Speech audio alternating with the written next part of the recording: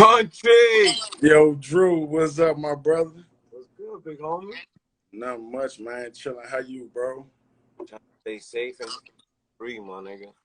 That's what's up, man. Hey, Great. man, I just want to take the time out, man, just to thank you, man, for, thinking about it, brother, on your newfound success with the podcast and everything, man. Trying, my nigga. I'm just paying homage, brother. You know what I mean? Yeah. I know a lot about you, and I just think that a lot more people need to know. You know what I'm saying? I can dig it. Salute. Appreciate it. And everything. Everybody good over there? Yeah, so far, man, the fam's safe, and sound. I got an aunt battling the COVID, I'm saying, on my dad's side, Bless. So far she been, ain't nothing been bad or nothing like that. She's getting through it. So other than that, everybody else safe, bro. How about you? My mom's cousin passed from that a couple of weeks back. My condolences, bro. Thank you, brother. Thank you. What's good, though, brother? We're going to get to it. All right, let's go, man. Ready? Dave Holmes. Yes, sir. Who is Holmes? Let these people know what it is. From the beginning. I want the beginning. From the beginning, man. Well, I'm just a kid from D.C., man. I think a lot of people don't realize, like, for me, basketball was like, I started playing basketball by default because of the neighborhood that I end up moving into on the south side and stuff like that. So basketball for me was like a hobby. Like I never really, really understood the business or the politics of it and stuff like that. But it was a long journey, man. I had to, work for every, ounce of what I am today. At what age did you start hooping?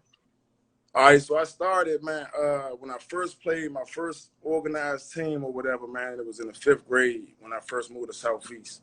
Okay. And like I said, it was just a hobby, something to do, keep me out of trouble.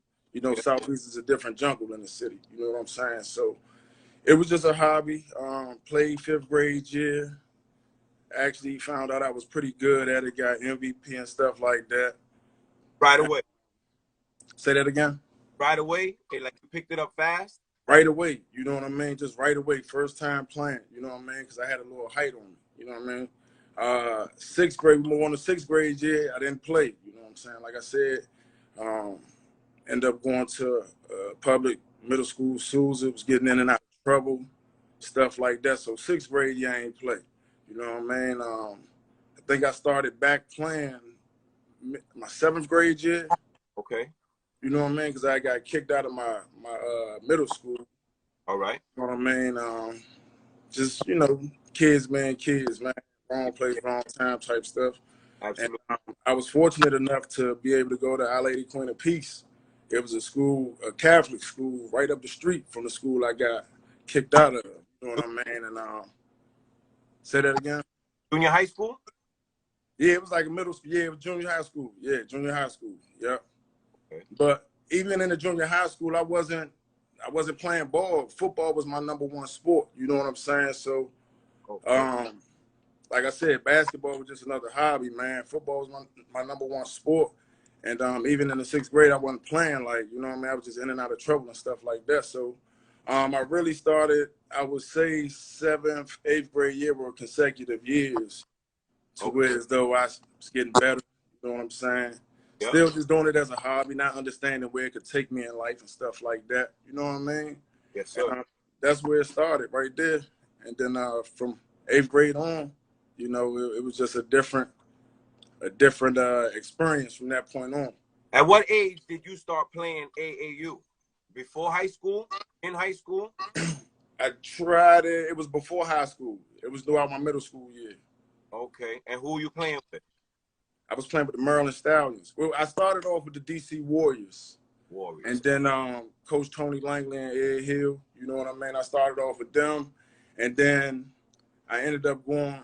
Well, what happened with that was we played the Maryland Stallions, right? Yes. So I think we ended up beating them. I had a good game and stuff like that. So they was getting ready to go to Canada that weekend.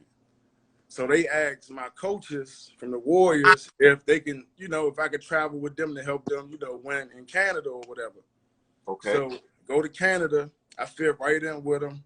I was the man on the team, with one of them anyway. Yeah. And from that point on, I ain't never go back to the Warriors, man. They made me feel at home, you know. They gave me a different experience. It wasn't even about feeling at home. So this is before high school, we're talking. Yeah, this before high school. This when the buzz started to create damn thing. I'm saying that I'm good at it, but I still don't know where basketball can take me because I'm not looking at it like that. Okay. You know what I'm saying? I'm just doing it because I'm good. You know what I'm saying? So that's how that went. Okay. So we're in AAU pre-high school, right? Yeah. So Coolidge, that was your first high school?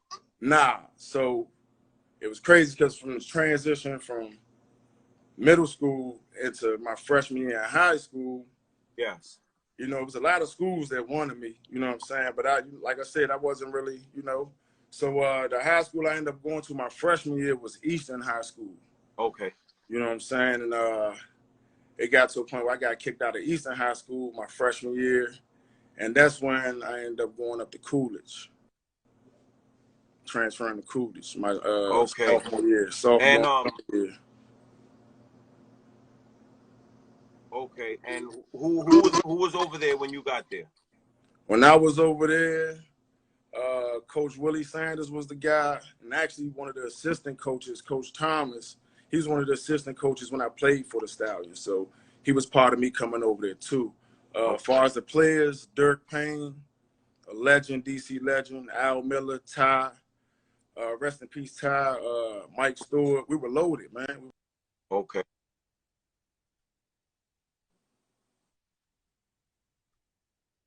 Back then, freshmen in the public schools, freshmen couldn't play varsity. You know what I'm saying? So I think I ended up playing on the freshman team that year. We played like 8 or 9 games.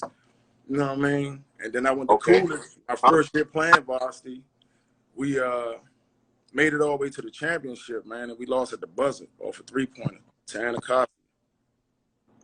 Really? Yeah. Who they had? They had Lonnie Baxter, Cato June, who played for the Indianapolis Colts, Jay Chapman, Dante Smith. They were like I think they just won back-to-back. You know what I'm saying? So, yeah, they were the team to beat back then. But that was a heartbreaking loss, man. That was an epic, a classic. And that was your freshman year? That was sophomore year. Sophomore year. My first year playing varsity, yeah. Okay, so your sophomore year in high school, the season's over. What are you doing AAU-wise? Now, at this point, let me take you back to freshman year. Freshman year at Eastern, how I got linked up with DC Assault, Maryland Stallions, they didn't have no high school AAU, you know what I'm saying? He was just middle school and under. So you know, I went to school with Bernard Robinson and at Eastern. So at the time he left Eastern, went to Dunbar, and I went to Coolidge. So through Bernard, that's how I got with Assault. His uncle, Bush Cherry, rest in peace, one of my mentors, like he was my guy, you know what I'm saying? He's a part of, where I'm at today, you know what I'm saying? So I got linked up with Team Assault, DC Assault at the time, freshman year. And then it just took off from there. You know what I mean? And that DC Assault team, talk about it. So I was 15, 16-ish. You know what I'm saying? I was playing 16s too. I was playing my age group, and I believe myself, James White, Cliff Hawkins, and Bernard were the underclassmen playing with DeMar Johnson, Keith Bogans, Val Brown, Jamal Brown, Dirk Payne. We were loaded. Al Miller, Troyce Hayworth, another legend. You know what I'm saying? We were loaded. Pros, a bunch of pros.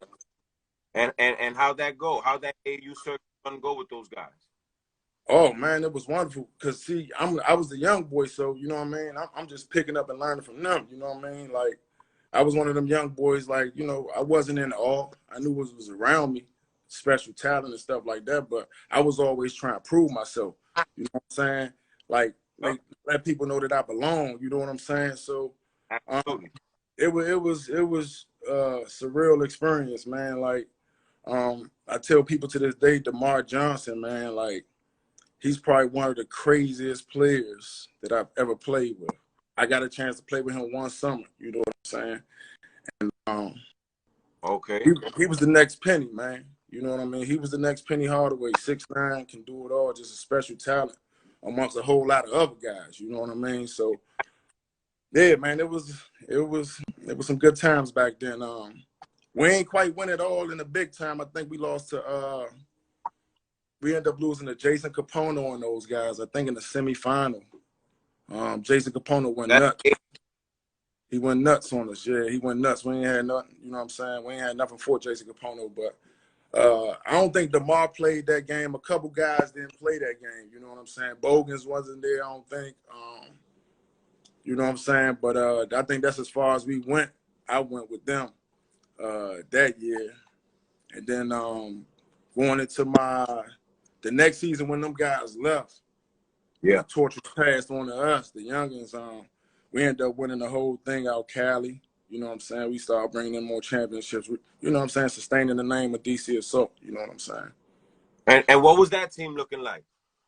On that team, it was myself, Bernard Robinson, Dave Hawkins. I think Chase was on that team, Brian Chase. That team was loaded too. I can't remember who else was on that team.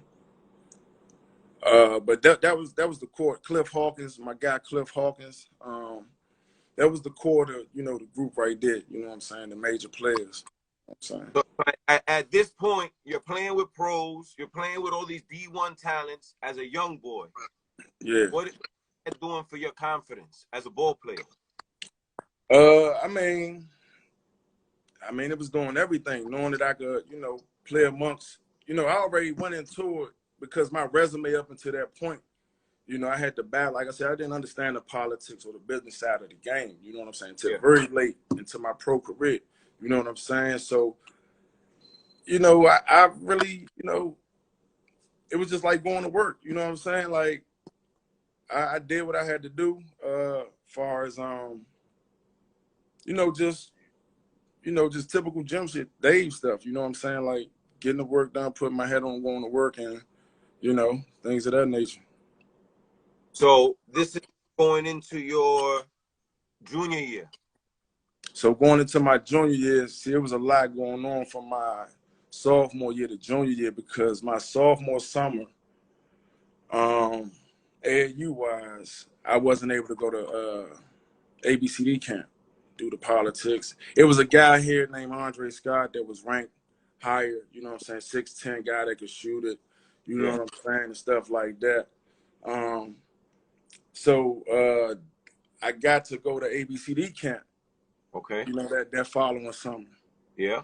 So I was just on a mission from that point on. When I got, you know, turned down the previous summer, I was just on a mission that whole summer to come back, win the DCIAA championship, and then go on to ABCD camp to, you know, because at this point now, I'm realizing that college, you know, I can get out the hood. Like, I can go to college now. Like, at this point, that's when I realized, you know what I'm saying, I got a chance to, you know, at least go to college, you know, go to school and shit. So, get the ABCD camp, and at the time, I mean, that was a legendary moment, man, because I'm in the likes of Deshaun Stevenson, Eddie Griffin, rest in peace, Amari Sawyer, Andre Barrett. You know, that class of 2000 was crazy, and I ended up finishing second leading scorer in the camp. It was going back and forth between me, Eddie Griffin, and Deshaun Stevenson. Like, one day I'll lead it, the next day one of them will lead it. You know what I'm saying? So, but through all that, go to ABCD camp, drop 40, couple games. You know, Sonny Vaccaro was a big supporter of myself too, though. You know what I'm saying? So, I did all that. At the end of camp, I don't even get voted into the All-Star game. You know what I mean? Like, I'm like, that's crazy. Yeah. The thing is, they already had it set for the top guys, 20 or 25 guys in the country. They didn't expect, you know, a guy like myself to come in and, you know, grab the attention of, you know what I'm saying? Yes, absolutely. You know, these people and stuff. So through all that, I didn't get voted in, but I ended up playing in the game anyway because the guy at the time, Chris Hobbs, he was like top 10 Clemson recruit. I guess he hurt his eye or something, so he couldn't play in the All-Star game. So Okay.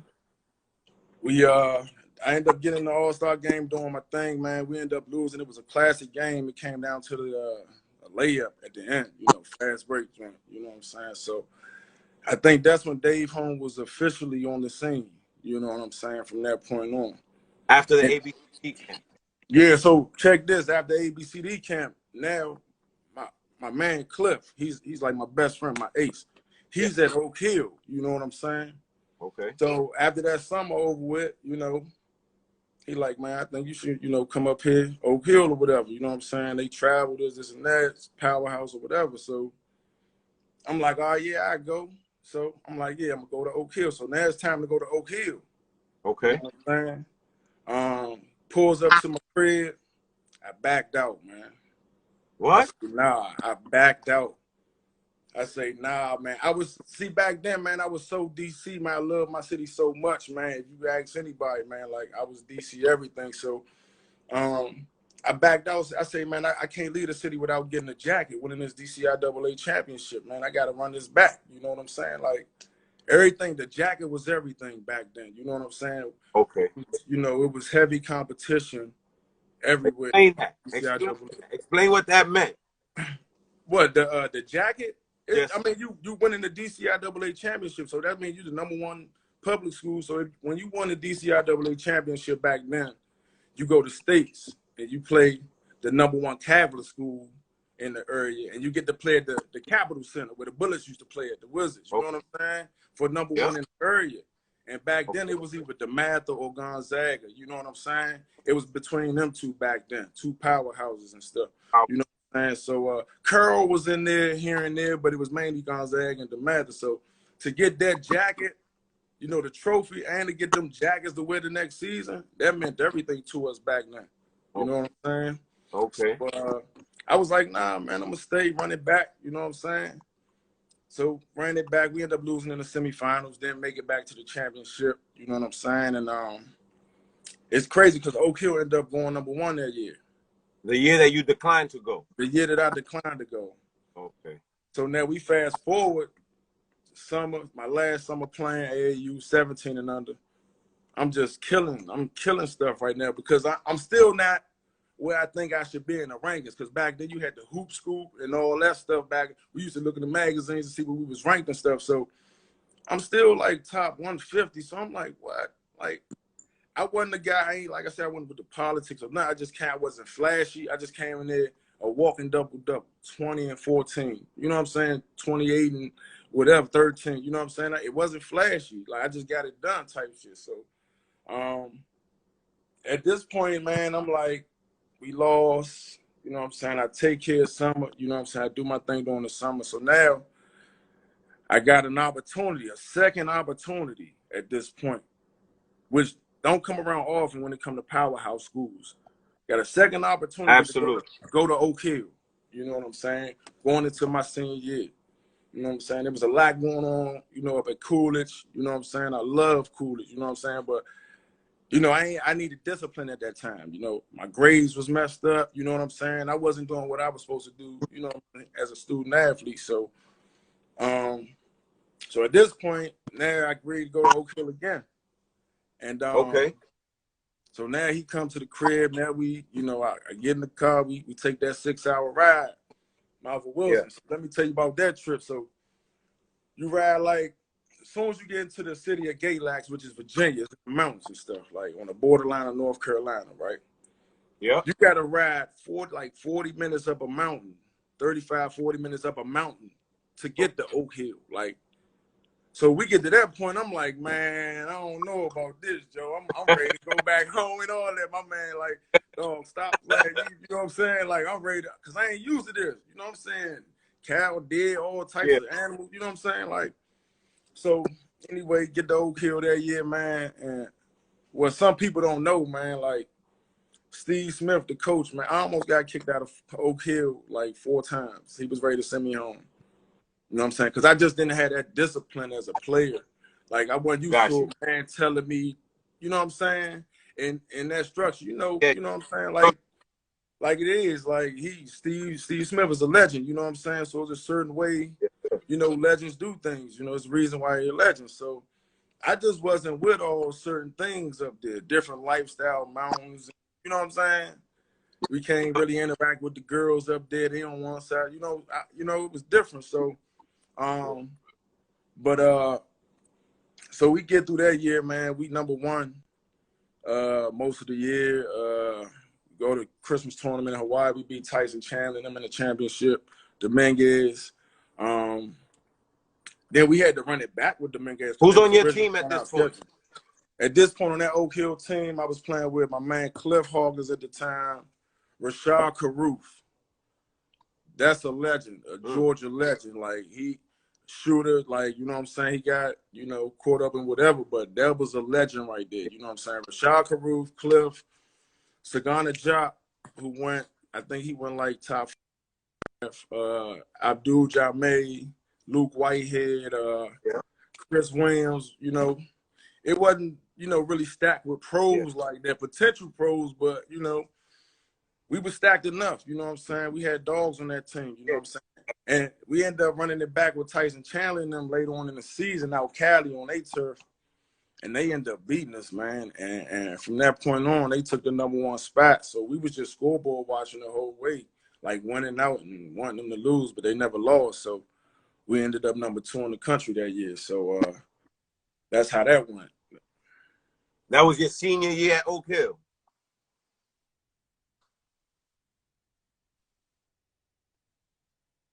Yo.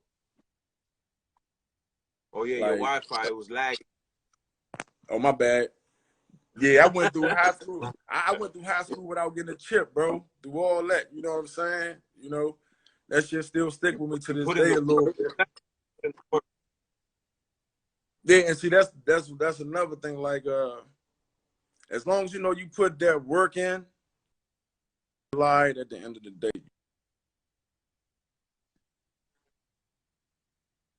Back then to do, you know what I mean? But that's how that whole DC assault to Oak Hill, you know, high school, middle school thing went down. And then Manhattan. Here comes the fun part. No, hold on. Okay. What was that recruiting? What were those recruiting letters looking like? When did those things start? So the recruiting joint started when that's after that first summer, my sophomore year, when we lost in the championship game at Coolidge. You start getting letters? Yeah, they start coming in heavy. Like, I killed that summer. The next year, like, heavy letters, like from everywhere. Syracuse, Kentucky, Michigan State, Nebraska was heavy, New Mexico, of course, all the mid-major. And the crazy thing about, let me tell you this, I don't think a lot of people know this. The crazy thing about when I first started getting letters, I used to look at the mid-major joints like, man, I'm not throwing, as soon as any letters I got in there that day, I'm looking at them. If it wasn't a major school, I'm throwing them joints away. And in particular, the first Manhattan letter that I got, that I saw, I was like, man, I ain't never going no motherfucking Manhattan. I threw all them joints away, dog. I ain't even know what the fuck Manhattan, you know what I'm saying? That's the crazy story about this thing, dog. Like, I remember that story. I come in the office in the morning. I always used to go to coach's mailbox. The few players that, you know, that was, you know, top notch nationally and locally. Yeah. So I used to get all them joints, man. And I looked at that joint one day and I'm like, going through them joints. I'm like, I think that was the first Manhattan joint. I'm like, Manhattan? Man, I ain't going no fucking Manhattan. I tossed it. And then from that point on, I was tossing all Manhattan letters in the trash. And they was on you since sophomore year? Yep. And yeah, that's how that went, man. I'll wait for you to, you know, go on with more Manhattan stuff, but you know what I'm saying? That Manhattan, how I got to Manhattan was crazy. Between Manhattan and what were the other schools that you were really considering going to? So the thing is, back then you had to have, like, when you was on the radar, you had to have a top 5 list of schools that I think they still do it now, maybe more you gotta have, but I ain't never really, you know, take thought. Like, at this time, I still don't, I'm just thinking now, like, I got to get into school, like, but I'm still not knowing what basketball could take me because like I said, I was a football player. I mean, football was my #1 sport. I Yeah. never even used to really watch basketball like that for real growing up. You know what I'm saying? So at this point, hold on, would you rephrase that again? What you say? What you just asked me again? What My bad. what were the schools other than Manhattan that The you were top, really considering? I didn't I didn't have none. Like my thing is like I really wanted to go to like Maryland. You know what I'm Okay. saying? I was a local Yeah. kid, so I wanted to go to either Maryland or Georgetown, like, and Okay. I ain't get no letters from them. I got letters from all the other local schools. You know what I'm saying?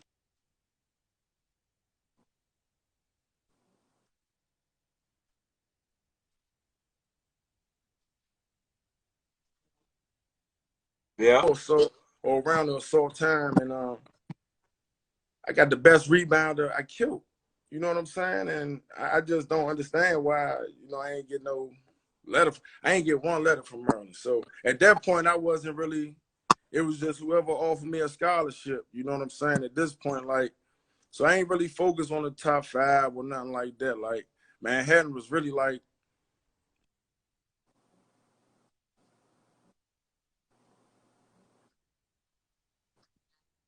I think Chuck, and we had a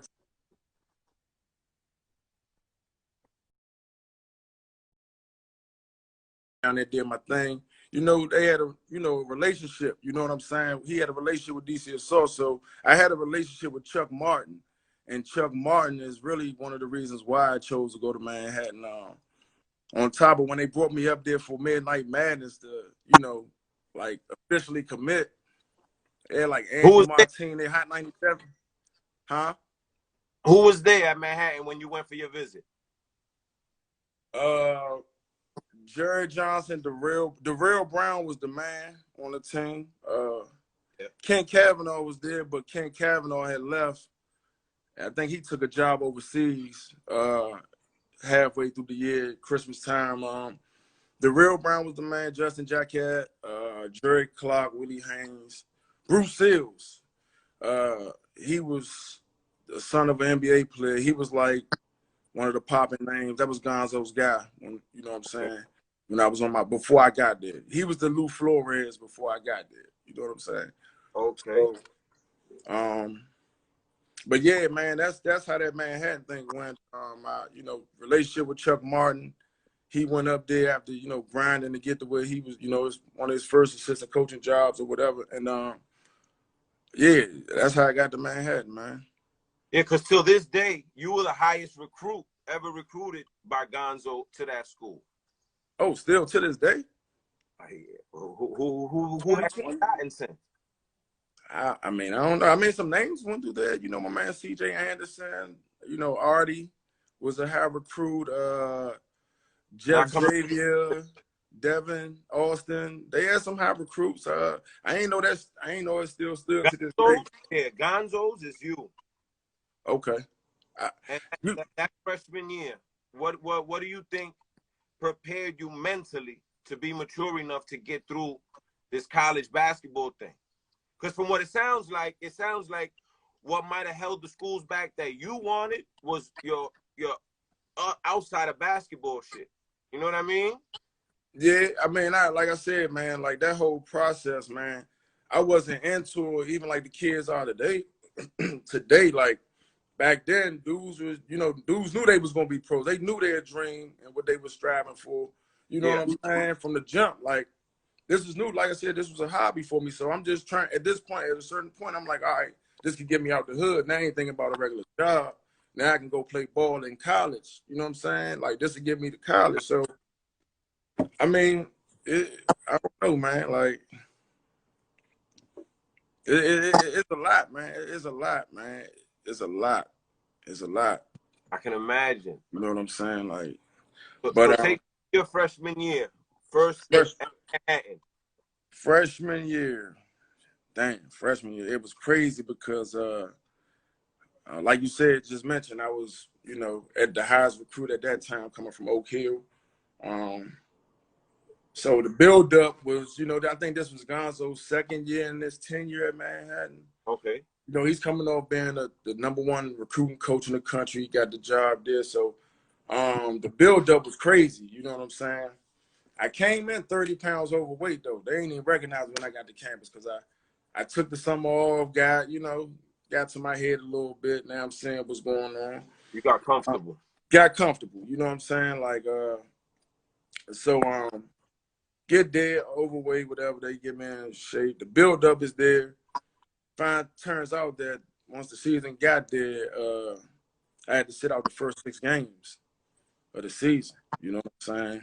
Why is that? Because it was a mix-up at my high school. When I left Coolidge, the principal at the time at Coolidge really didn't, you know, want me to leave. You know what I'm saying? Because the torch was being passed to me, and you know, I was gonna be the man to carry the torch or whatever. So he went back unknowingly, you know what I'm saying, in my transcripts and changed one of my grades from a B to a F. You know what I'm saying? My anatomy grade. And we ain't know at the time because they had to do a whole investigation type. Because I'm like, what? You know what I mean? I had to call teachers back home at Coolidge. You know what I'm saying? So I had to sit out the first 6 games. Freshman year was rocky because I was ready to leave. Like, once I got to Manhattan, my love for the game, like, it started to diminish. Like, it started, I ain't gonna say diminish, but it became more like a 9 to 5, like, I'm waking up to do construction because of the coach, you know, Gonzo, man, he was a tough cookie. And like I was just on Jay Wynn Live and was like, yo, I don't even know how we accomplished what we accomplished with the coach that we had. Like, you know what I'm saying? Like, yeah. I mean, he had help. We had assistant coaches that helped manage us and stuff like that, man. But I don't think nobody went through what we went through as a unit, college. Maybe in the history before in the old days, but what we had to go through up there, man, was crazy. But I was ready to transfer like 2 or 3 times my freshman year. Like what? Give me an example. So it was all because of Gonzo, man. First and foremost, man, once I started playing, my first game, we went to Hawaii. You know what I'm saying? My first game back after the investigation over there, I'm eligible now. We go to Hawaii. So out there is Tennessee, GW. They was loaded out there, Texas A&M. So we play Hawaii, we play Texas A&M, and we play GW. So I think I'm averaging probably like 15 and like 8 or something like that off the bench. Come back home, we play Canisius. Now at the time, Canisius was just a walking doormat. We got 20 points, damn it, the whole game. I only played 6 minutes. You know what I'm saying? Mind you, this is my freshman year at Oak Hill. You know what I'm saying? I'm trying to, you know, do my thing type shit. You know, it wasn't no reason for me to be, you know what I'm saying? Yep. I think I played on average freshman year, correct me if I'm wrong, I think I played like 16 or 17 minutes. Okay. The game, and that was after I threatened to leave a few times. Then another time I wanted to leave, he tried to make me cut my hair because I had braids at the time. Like a few of us had braids. Muggs was one of the guys that had braids too, right? So he tried to tell me one day that I needed to go cut my hair. Yeah. You know what I'm saying? Like he brought me in the office and I'm like, cut my hair. So I'm like, you making everybody else cut their hair? You know what I'm saying? Well, Muggs ain't cutting their hair. He tried to play the seniority. Muggs a vet. He has a child, you know, he's a grown man, you know. I'm like, nah, man, I ain't with all this. Like, all right, well, I'll send your ass back, first bus back to D.C., such and such.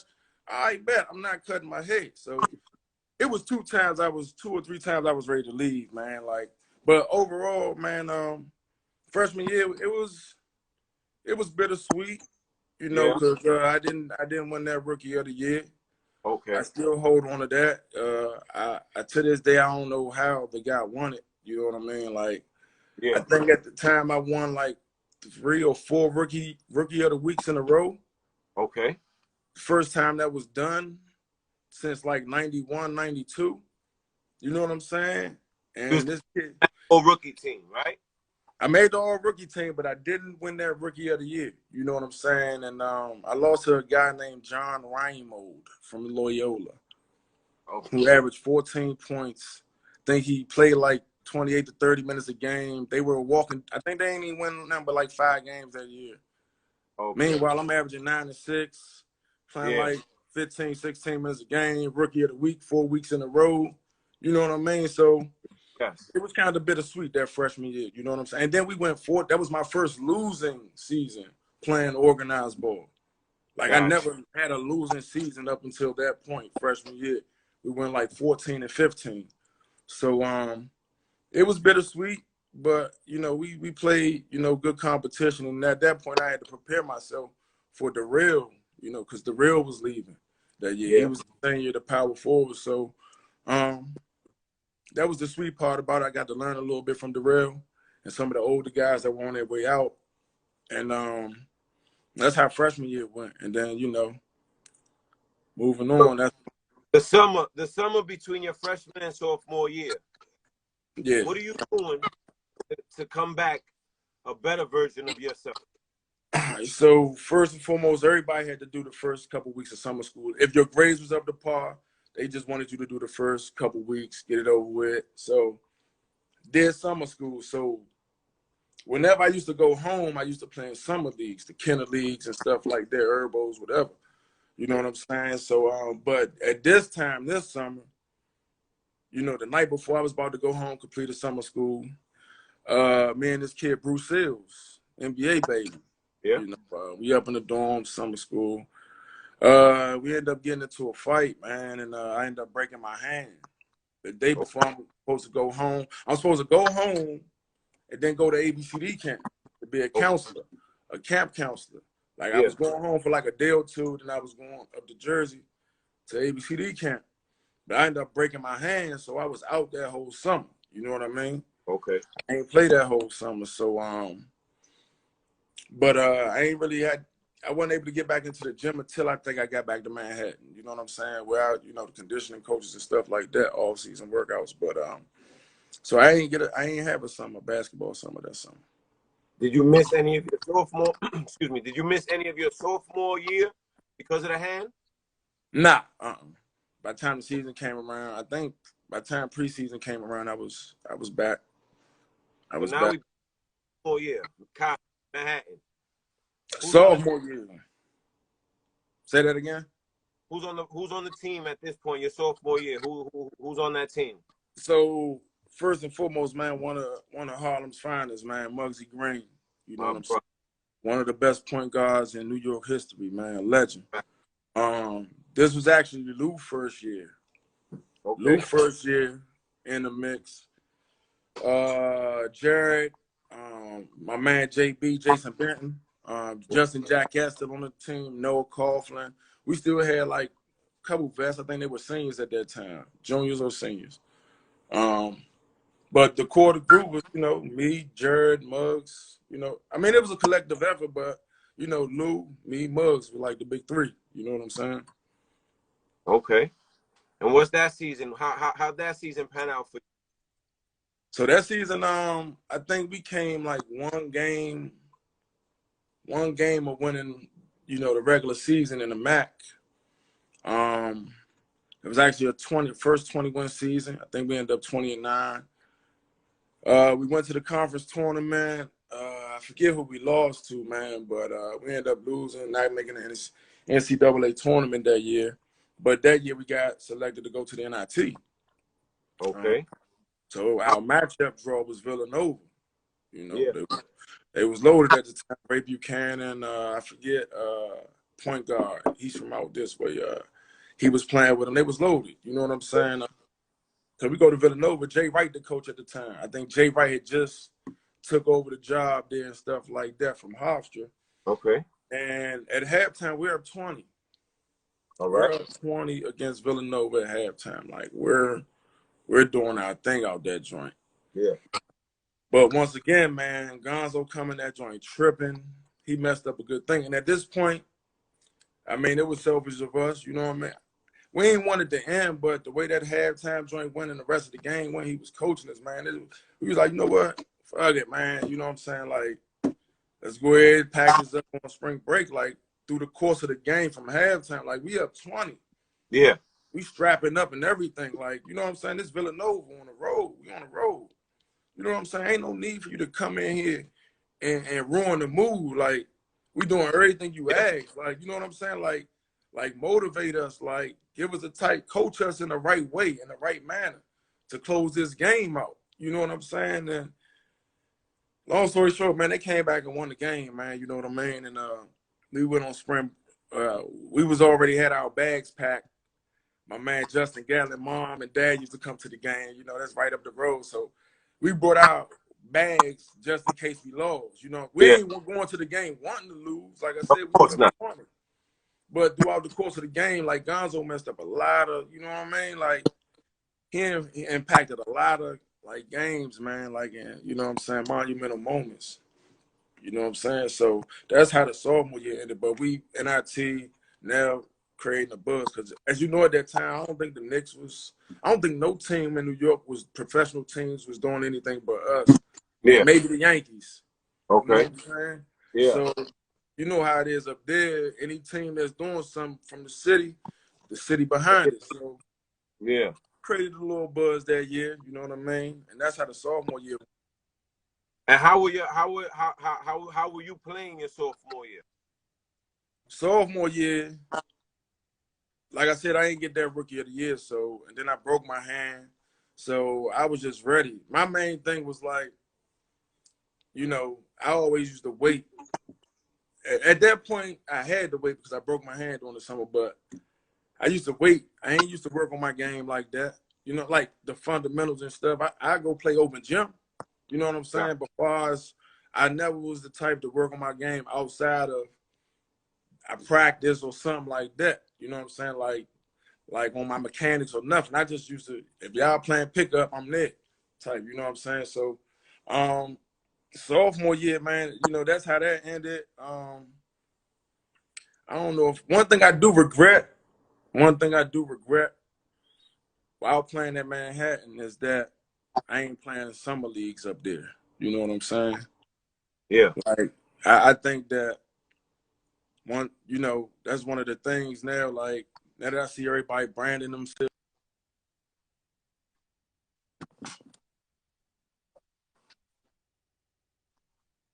Yeah.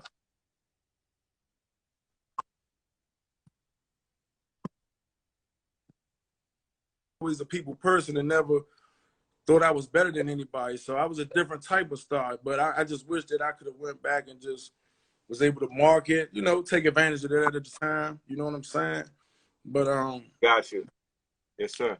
so sophomore year, that's how that ended, man. Now at this point we done created a buzz, you know what I mean? Like Okay. so that's how that went. So you take your summer, you come back for your junior year. What Mm-hmm. are your expectations as a ball player for your junior year? You're a veteran now at this point. So now Mug's gone. Mug's gone. And that's another thing, like, When you got Wingate, right?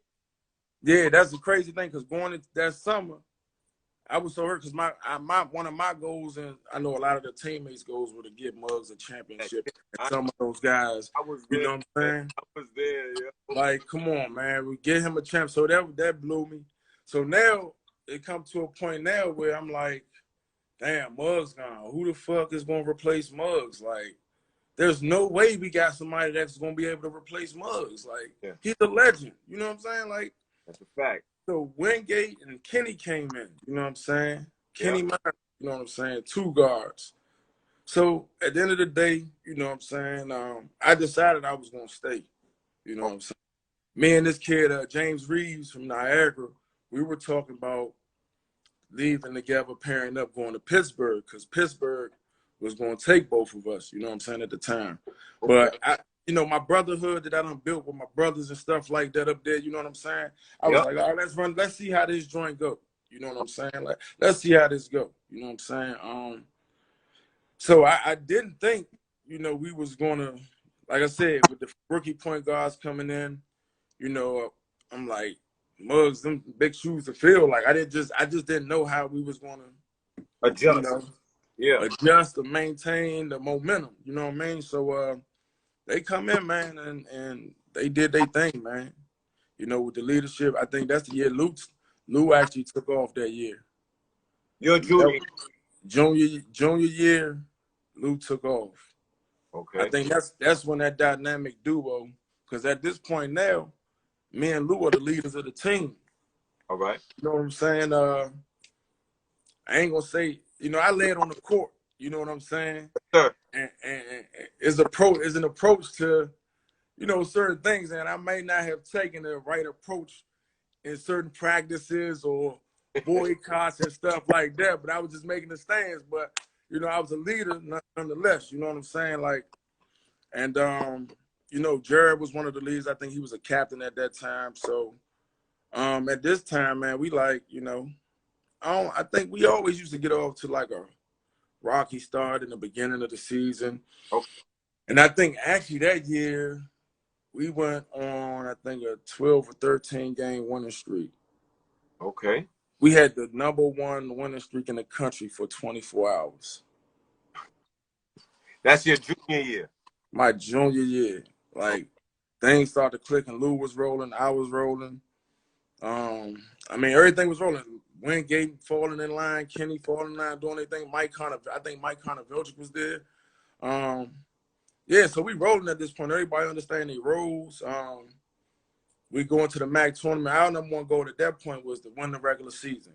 Yeah. Because for my first 2 years, I came up a game or two short each time. You know what I mean? So my goal was to get me a ring, #1, finally. Yeah. And, I've been looking for this throughout high school and all that. Like, I Yeah. won middle school, but, let me get this championship, Joe, this #1 title, like regular season, #1 ring. Let's get the ring. So we completed that mission, got the ring. Now we going to the conference tournament. So now it's like, fuck the NIT, dog. Like, we trying to make the field of 64 now. Like, Sir. Yes, sir. So we got the #1 seed. And the one thing sweet about that #1 seed in the MAC, you only got to play one game to get to the championship. You know what I'm saying? So we won that game, championship. Now we on to the big dance, Joe. Riverdale lit right now. Yeah. Riverdale, the whole New York was lit, especially Riverdale, because I think at this point now we're the only New York team that's winning. You know what I'm saying? Yes. So the city on our back, man, and that year was special, man. Like, cause like I said, going into the year, I'm like, how we gonna replace Muggs, dog? Like, Yep. You know what I'm saying? How these two young kids gonna be able to withstand all this bullshit with Gonzo? You know what I'm saying? Yeah. Gonzo was the common denominator, like. Got you.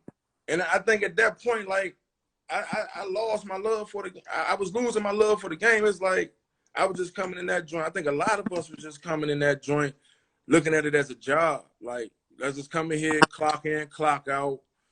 We're going, after individual that, we're going to link up, just try to make the best out of this small-ass campus up in Riverdale. Like, you know what I'm saying? But it took a few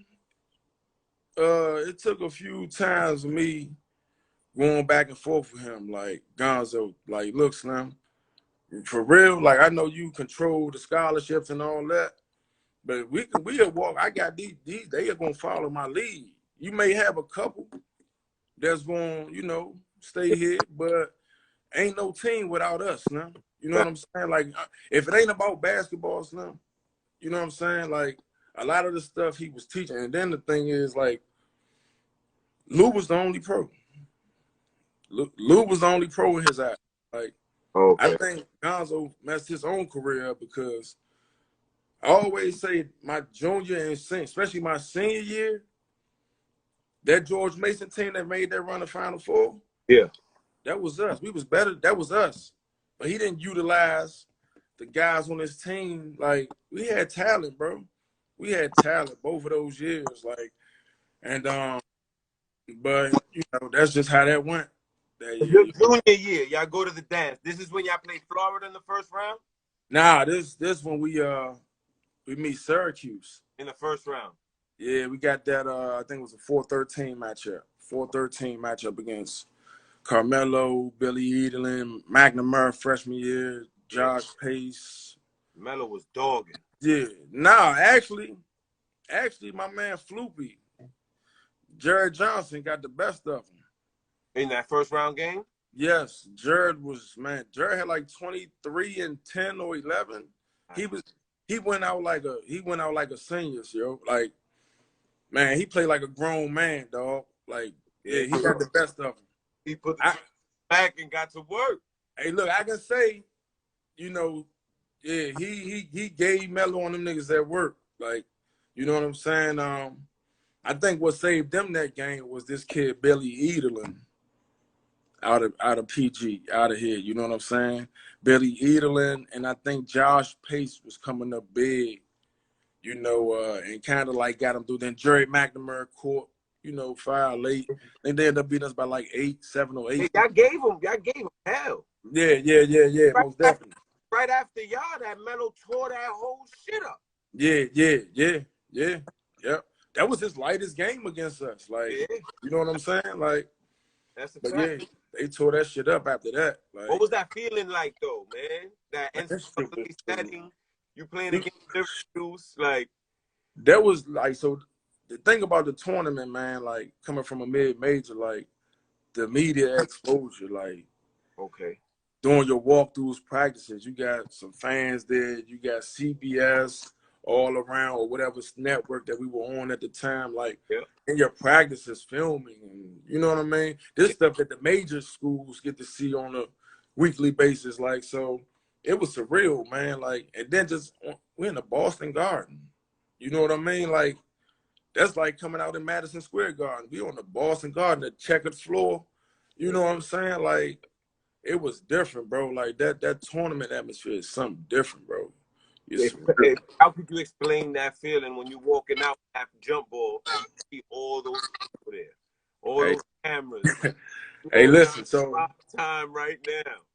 I don't care what kind of stardom a player had leading up to college or wherever he went on, the NBA or whatever, but ain't nothing like that. You walking out there. If you're a true baller, athlete, you love this game. Yeah. It was a bunch of nerves. I ain't gonna lie. It was nerves, but it was good nerves, though. You know what I'm saying? Because you got to think at this point, was I starting? I was starting in the beginning of the season, but Coach asked me, junior year, Coach asked me because it was Jared's last year. He was like, pulled me in the O. He's like, do you mind? You know, it's Jared's last year. You mind coming off the bench, such and such? I'm like, Coach, I ain't never tripping off starting. Like, you know what I'm saying? As long as I'm finishing the game, I'm good. Like, so it turned out I ended up winning 6th man of the year. I left that out. My trophy right there, 6th man of the year. That joint right there. My nameplate gone, though, man. I lost my nameplate along the process of moving around. That's yours. Hey, so 5 minutes left, just so you know. Okay. All right. But go ahead. So you you took that L. Yeah. We man, it was a good L. We wanted our first chip. I won my first chip, you know what I'm saying? So, you know, that's how that year went. And from that point on, we was trying to go back to back. There's only 2 ways you can go when you win a chip. You can either get fat and lazy, or that hunger to be great on top is going, you know what I'm saying? So we was just hungry, man. We was hungry to go back to back, especially my last year. Yeah, I was just about to ask you. So the expectations for that senior year got out the roof. Out the roof. And you was around. You know how it was in Draddy. We can at this point, Draddy popping. Yep. Talking around back, I think that was a record year. We lost like 2 games in the conference, and both was at buzzer beaters, you know, at the end of the season type shit. You know what I'm saying? But that year was legendary, man. My senior year, we went out with a bang. Of course, I scored my 1,000 points and stuff like that in the Garden. Okay. Legendary stuff like that, man. But you know how that senior year went, man. Back in the tournament. And this time, we ain't just happy to be there. Yeah. This time, we trying to get a game or 2. Like, you know you belong there. Yeah, we belonged there. We knew we belonged there at the time. So now we had Florida first. Yeah. David Lee and those guys.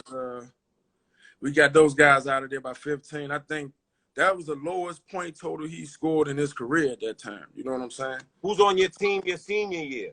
Now we got Pete Mulligan. Mr. Basketball. Mr. Basketball, New York. Shout out Pete. JB, the main core, Wingate, you know what I'm saying? Carnival, we like 6, 7 deep. You know what I'm saying? But Pete was clutch. Florida, he was clutch. That Mr. Basketball came out. Yeah, Like, he he beasted. carried us, you know what I mean? Yes, he did. And he would have carried us through the Wake Forest game too, but I just think we got out coached, man. Everybody know we got out coached, Absolutely. man. We didn't adjust, you know what Yeah. I'm saying, to the game plan we had going in. Like, Fact. and that's how that went, man. I got a taste in my mouth because I made 2 out of 3, and Yep. then of course that last play of the game when we needed to stop. Yeah. You know how that went down, Yeah. man. That joint lived with me, you know what I mean? Because it lived with me to this day, man. But I don't regret nothing, man. It was a wonderful ride, man, and I'm just glad that I was able to be a part of it and part of building something in Manhattan, Absolutely. stuff And like that. your name is cemented out here, but we're gonna get to that. Yeah. We gonna hold on because I don't want to. You already know. Yes, sir. Yes, sir. Ain't go overseas or to the hood yet. Yeah. I know, right? Yeah, I had to get blessed first, I don't man. know if your people in D.C. know that you're Dominican now either. Now they know. Okay. I be trying to tell them, but they don't be wanting to listen, man. They like, you Trinidadian, man. Your father from Trinidad. I'm just trying to tell you. Talk to me when you want to do the second part of this, brother. I mean, you let me know, man. I get off at 5:30 every day, so we could run it back tomorrow 8. We could do it tomorrow 8. Say no more. Yeah, because it's about 2 minutes left. You know what I'm saying? Okay. Yeah. Hey, how my dogs doing up there, man? I know you ain't got the same dogs you got. Out Mastiff. That nigga's 100 pounds, 12 months old. Damn. You ain't got Chloe no more? Nah, I gave it to my aunt. Okay. Yeah, just him and my son had a baby. That's what's up, yo. I tell people, everybody back here don't mess with dogs. And I'm like, family, they joke with me. And I tell them, yo, it's certain dogs that I'm used to, pit bulls that I can go around. Like, I'm not scared of dogs, man. My man let me used to walk his dogs and all that. They don't believe me, Drew. They don't believe me. They can't believe I walk a pit bull and shit, bad, man. Bro, Bullet knew what it was. Yeah, you know what I'm saying? No bull, man. Yo, tomorrow, we got 2 minutes left. I'm going to hit you tomorrow, and we finish this off, 8 o'clock. All right, say no more, man. I appreciate you, bro. Be safe, man. All right, you too, bro. Love you, man. You already know. Yes, sir. One.